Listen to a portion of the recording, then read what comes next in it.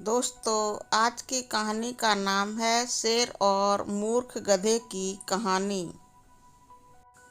पंचतंत्र की बहुत ही शिक्षाप्रद कहानी है ये, इसलिए आप इस कहानी को अवश्य ही पूरा देखें और पढ़ें एवं सुनें।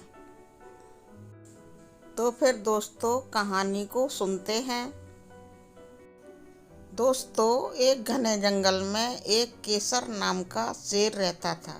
उसके साथ एक धूसरक नाम का गीदड़ रहता था। एक दिन में शेर एक हाथी के शिकार में उससे झगड़ पड़ा। उसी समय वह कई तरह से घायल हो गया और यही नहीं, उसका एक पैर भी टूट गया। वह शेर किसी तरह अपनी गुफा तक पहुंचा। कई दिनों तक भूखा रहा। वह घायल होने के कारण किसी जानवर का शिकार नहीं कर पा रहा था। तब उसने उसके साथी गीदड़ को कहा कि तुम किसी जानवर को यहाँ लेकर आओ और मैं उसको यहाँ मार दूंगा और हम अपना पेट भर लेंगे। उसकी बात सुनकर गीदड़ पास के गांव में घूमने लगा और उसे एक नदी के किनारे लंबकर्ण नाम का गधा, जो पास ही हरी भरी घास खा रहा था, मिला। तब वहाँ गीदड़ उसके पास गया और उसे कहने लगा, मामा जी, आप यह रूखी सूखी घास क्यों खा रहे हो? और आप दिखने में भी बहुत कमजोर दिख रहे हो।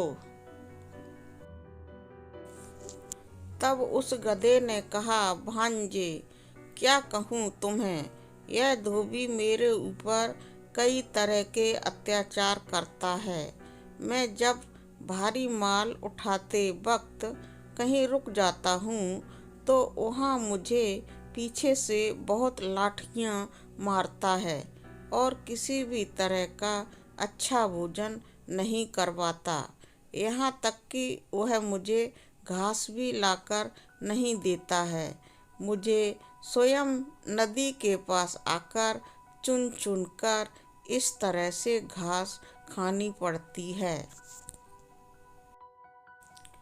तभी गीदड़ बोला कि आप जंगल में चलिए, वहाँ कोमल घास से भरा हुआ मैदान है, जहाँ आप जितना चाहें उतना घास खा सकते हो और इतनी हरी भरी है कि आप कुछ ही दिनों में हृष्ट पुष्ट हो जाएंगे। तभी गधा बोला कि मेरे जैसे शिकार होने वाले जानवर वहाँ कैसे जा सकते हैं? जैसे ही मैं जाऊँगा तो वहाँ पर कोई जंगली जानवर मेरा शिकार कर लेगा। तभी वो गीदड़ बोला कि वह इलाका मेरा है, वहाँ मैंने कई अत्याचार सहने वाले गधों को लाकर रखा है। वाह, कई गंधर्व कन्याएं हैं जो पूरी तरह से वयस्क हो गई हैं। उन्होंने मुझे आते समय कहा कि पास के गांव से कोई सुंदर गंधर्वपति लेकर आना जो हमारे लायक हो। यह कहकर गीदड़ बोला, मुझे इस गांव में तुम ही मिले जो इतने समझदार और सुंदर भी हो। यह सुनकर गधा उसके पीछे जंगल की ओर प्रस्थान कर गया। गीदड़ उसे शेर की गुफा तक ले आया। जब गधे ने शेर को खड़े होकर उसके पीछे भागते देखा तो उसी समय वहाँ से भाग खड़ा हुआ। फिर गीदड़ शेर को कहने लगा, तुम यहीं हिम्मत से हाथी से लड़ने गए थे तो गधे को भी अपने पंजे में न पकड़ पाया। तभी शेर ने अपनी दबी आवाज में कहा कि मैं अभी तक तैयार नहीं हुआ था, इसीलिए वहाँ गधा मेरे पंजे की वार से बच गया, नहीं तो मेरे वार से कोई हाथी भी न बच पाए। तभी शेर ने कहा कि तुम अब किसी और जानवर को लेकर आओ जिससे हम अपनी भूख मिटा सकें। तभी गीदड़ ने उसे कहा कि मैं उसी गधे को वापस लेकर आता हूँ, तुम अब इस बार मत चूकना। इसी बात पर शेर ने उसे कहा कि तुम उसी गधे को वापस कैसे ले आ पाओगे, क्योंकि उसने मुझे देख लिया है। गीदड़ ने कहा, तुम अपना काम करना, मैं अपना काम कैसे करना है जानता हूँ। यह बात कहकर गीदड़ वहाँ से उसी गधे के पास चला गया। जब गीदड़ और उस गधे के पास पहुँचा तो कहने लगा कि तुम वहाँ से क्यों भाग आए। यह बात सुनकर गधा कहने लगा, तुम तो मुझे आज स्वर्ग पहुँचा देते, तुम मुझे आज मौत के घाट ही पहुँचा देते। इसी बात पर गीदड़ कहने लगा, तुम यह क्या कह रहे हो। वह तो गंधर्व कन्याएं थीं जो तुम्हारे पीछे भाग रही थीं और वहाँ अपना सब कुछ छोड़कर अब तुम्हारा इंतजार कर रही हैं।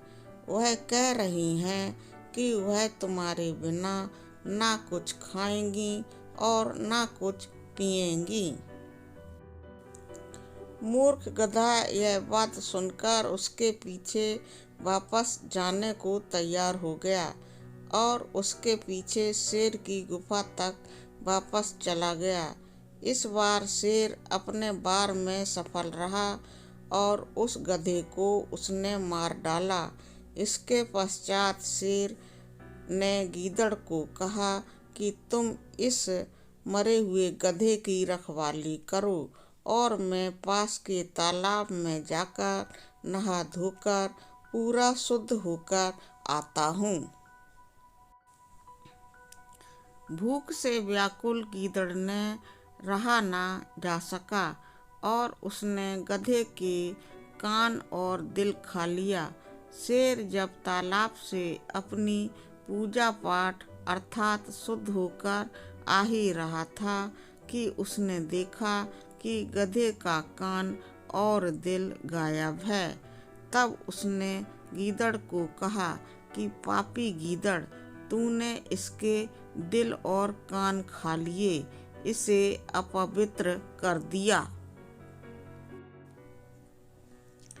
तब गीदड़ ने उसको जवाब दिया कि इसके कान और नाक, दिल वगैरह हैं ही नहीं, इसीलिए तो यह एक बार शेर को देख कर भी वापस मरने के लिए यहाँ आ गया और भोजन बन गया।